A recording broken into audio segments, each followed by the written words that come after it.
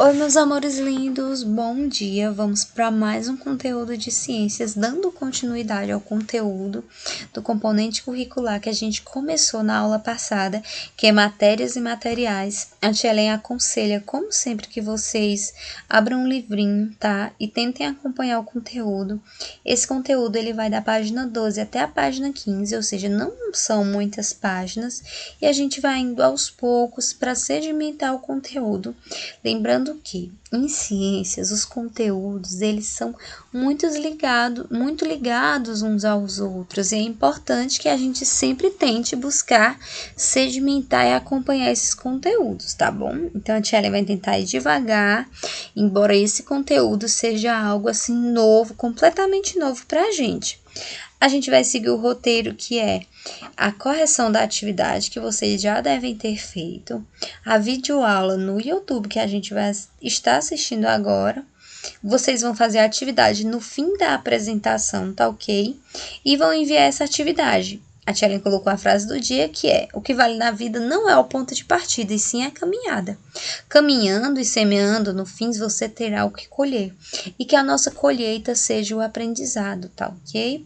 Semeando o aprendizado, fazendo a atividade, acompanhando os professores, para que a gente possa colher aí no futuro tudo de bom que vocês possam colher na caminhada de vocês, tá bom?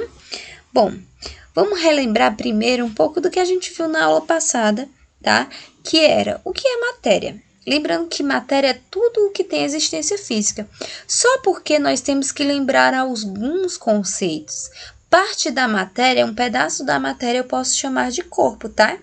E esse corpo, ele pode me dar origem a um objeto, que eu tenho que lembrar também que o tipo de matéria que eu formo esse corpo aqui, ou esse objeto, eu vou chamar ele de material. Qual é o material que é feito esse baú? É a madeira, não é mesmo? Então, eu tenho que o material que é feito esse baú é a madeira, que vem deste pedaço de corpo que veio da matéria, tá? Devagar, Ellen, não entendi. Muita coisa para processar.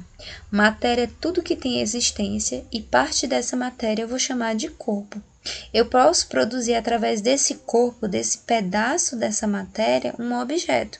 Esse objeto eu posso chamar de material, mas lembrando que o material é entre aspas, o corpo, de onde é que eu tenho uma origem, um objeto, tá? Que no caso seria a madeira. É importante lembrar que todos os materiais têm propriedades, tá? Toda matéria tem propriedade. E a propriedade que diz respeito às características de um determinado tipo de material. A gente falou sobre o material, sobre as características de produzir, se eu conseguiria produzir um óculos de papel, tá? E é óbvio que não, Charlie, porque é preciso que o óculos ele tenha características que vão facilitar com que eu enxergue. Eu consigo enxergar através de uma folha de papel? Não. Logo, ele não tem as propriedades necessárias para que eu produza um óculos. As propriedades gerais são as características que todo material tem que ter, embora determinados materiais tenham propriedades específicas, tá? Essas daqui são as propriedades que todos os materiais têm em comum, que é extensão, inércia, impenetrabilidade, divisibilidade, compressibilidade e elasticidade. A extensão é a capacidade de qualquer material ocupar um espaço, ou seja, a extensão que é medida por um volume. Um sólido ocupa um espaço aqui, vamos imaginar com uma pedra de gelo, e quando ele está em estado líquido, ele ocupa um outro espaço, ou seja, ele tem uma extensão diferente. Se ele estiver em gás, ele tem uma extensão diferente, ele ocupa um volume diferente, ele vai ocupar todo esse espaço. Então, a extensão é a capacidade desse material ocupar um determinado lugar. A inércia é a capacidade de um corpo permanecer na situação em que ele se encontra, ou seja, em movimento ou em repouso, até que uma força haja sobre ele. Eu tenho aqui uma moeda sobre uma folha de papel, sobre um copo. Ele está em repouso, tá? Quando eu puxo essa folha de papel, ele cai devido à gravidade. Gravidade é a força que nos mantém preso ao solo. Ou seja, quando essa força age sobre essa moeda, eu tenho a inércia agindo sobre ela. Ele está em movimento ou está em repouso? Está em movimento e vai cair infinitamente até encontrar um lugar que ele possa ficar em repouso devido à inércia. A impenetrabilidade é a incapacidade de dois corpos ocuparem o mesmo lugar no espaço e no tempo, ou seja, não pode ocupar o mesmo lugar. Sempre que eu tenho, por exemplo, aqui um tubinho, tá, com água, quando eu coloco uma bila ou uma bola de gude dentro dessa água, a quantidade de água aumenta. Por quê? Porque a gente tem a quantidade de água que já existia antes, mais o volume ocupado pela bolinha de gude, tudo bem? Então, impenetrabilidade é a incapacidade de dois corpos ocuparem o mesmo lugar no espaço. Divisibilidade é a capacidade que toda matéria tem de permanecer com as mesmas propriedades, mesmo que se fracionadas, ou seja, cortadas em pequenas partes.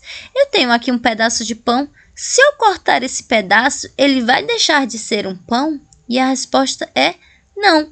Ele vai ser apenas dividido em partes menores, não é mesmo? Compressibilidade é a capacidade de comprimir, ou seja, de apertar os objetos para que eles caibam em lugar menor. Aqui a gente tem uma seringa. Se eu apertar o bulbo dessa seringa até o máximo que eu conseguir, eu vou diminuir esse espaço, ou seja, eu vou comprimir, ou seja, apertar o espaço que esse gás ocupa na seringa, ou seja, reduzindo seu volume. Elasticidade é a capacidade de eu aplicar uma força sem deformar um objeto, como por exemplo eu esticar uma mola. Ao soltar essa mola, ela volta para o mesmo lugar. A essa propriedade eu chamo de elasticidade. Tia, são muitos termos para eu aprender, mas a melhor forma, a tia Ellen ressalta, de aprender alguma coisa é fazendo a atividade. E é importante saber também que muitas dessas características hoje em dia os cientistas conseguem mensurar, ou seja, medir através de réguas, como por exemplo, valores numéricos que vão tirar temperatura dos nossos corpos ou dos materiais. Qual é a temperatura do nosso corpo? Qual é a temperatura daquele ferro, tia? Qual é o tamanho dessa maçã? Eu posso medir através de medidas numéricas e de materiais que são produzidos para que a gente consiga, hoje em dia, tirar essas medidas de forma mais facilmente. E a melhor forma de fixar esse conteúdo vai ser fazendo a atividadezinha do livro de ciências que está na página 16, tá? E a tia Ellen quer que vocês produzam e façam as questões 1, 2 e 3 do livrinho de ciências. Pode ser? Bom, de novo, a tia agradece pela participação de vocês e fico aguardando a atividade de vocês no privado.